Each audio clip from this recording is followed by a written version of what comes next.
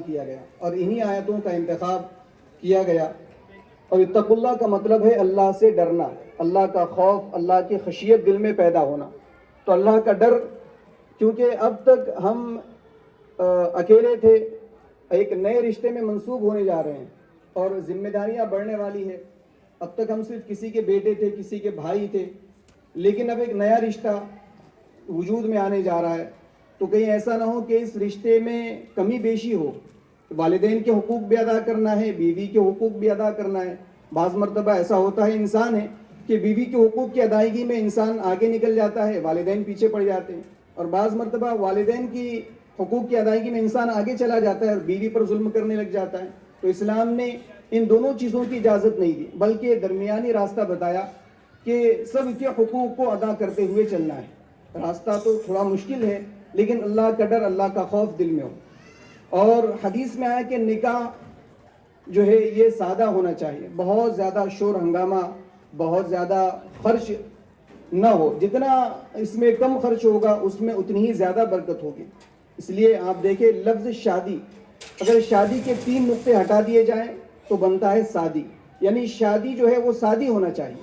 اور شادی کے 3 نقطے کیا ہیں؟ ایک تو یہ کہ فضول خرچی نہ ہو، اور بہت زیادہ عمر ہونے کے بعد نہ ہو. کئی مرتبہ ایسا ہوتا ہے کہ لڑکیوں کے لیے مناسب رشتے آتے ہیں، لیکن والدین کہتے ہیں کہ ہماری لڑکی پڑھ رہی ہے، اور لڑکی پڑھ رہی ہے. اب لڑکی پڑھ تو لیتی ہے، لیکن جب لڑکی کی شادی کی عمر نکل جاتی ہے تو اس کو رشتے آنا بند ہو جاتے ہیں. اب پھر اس کو رشتے آتے ہیں 40 سال کے، 35 سال کے. پھر اب وہ پریشان ہو رہے، گھر والے بھی پریشان ہوتے ہیں اور لڑکی بھی پریشان ہوتی ہے. اس لیے جب مناسب رشتہ مل جائے تو لڑکی کے والدین کو بھی چاہیے کہ وہ کیا کرا دے، نکاح کرا دے. اسی طرح لڑکے کے لیے بھی والدین بعض مرتبہ غلو کرتے ہیں کہ ابھی تو اس نے ڈگری حاصل نہیں کی، ابھی تو اس کی نوکری نہیں ہے، نوکری ہوگی تو ابھی تو گھر نہیں ہے، گھر ہے تو بھئی گاڑی بھی چاہیے، گاڑی نہیں ہے، گاڑی ہو جائے تو بینک بیلنس ہونا چاہیے. یہ ساری چیزیں، حالانکہ قرآن حدیث میں یہ بات ارشاد فرمائی گئی کہ جب نکاح کے لیے لڑکی بالغ ہو جائے ان کا نکاح کرا دو. بلا وجہ نکاح میں تاخیر کرنا یہ گناہ ہے.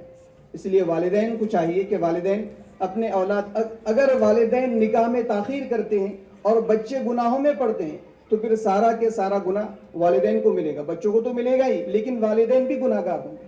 اور آج کے ایسے پرخطر ماحول میں، ایسے حالات میں تو نکاح جلد ہونا چاہیے. لیکن نوجوان زیادہ خوش نہ ہو کہ بھئی نکاح جلدی کرنے کے لیے کہا جا رہا ہے، ہم کل ہی جو ہے رشتہ بھیجنے کے لیے تیار ہو جائیں. ایسا بھی نہیں ہے. لڑکا جو ہے اس لائق ہو کہ وہ بیوی کے نان نفقے کو برداشت کر سکتا ہو. نان نفقہ برداشت کرنے کا مطلب کیا ہے؟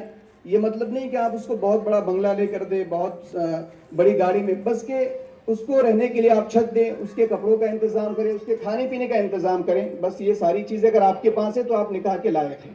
اس لیے نکاح میں تاخیر نہ ہو، اور نکاح جو ہے وہ سادے طریقے پر، سنت طریقے پر کیا جائے. سنت طریقے پر نکاح ہوگا، نکاح میں برکت ہوگی. ورنہ آج لوگ لاکھوں اور کروڑوں روپے خرچ کر رہے ہیں. دیکھیے ابھی کچھ دن پہلے کی ویڈیو آیا جس میں کئی کلو سونا دیا گیا. لیکن ہوتا یہ، جہاں زیادہ خرچ ہوتا ہے، اللہ کی نافرمانی کی جاتی ہے، اللہ کے رسول کی نافرمانی کی جاتی ہے، وہ رشتہ زیادہ دیر نہیں ٹک پاتا.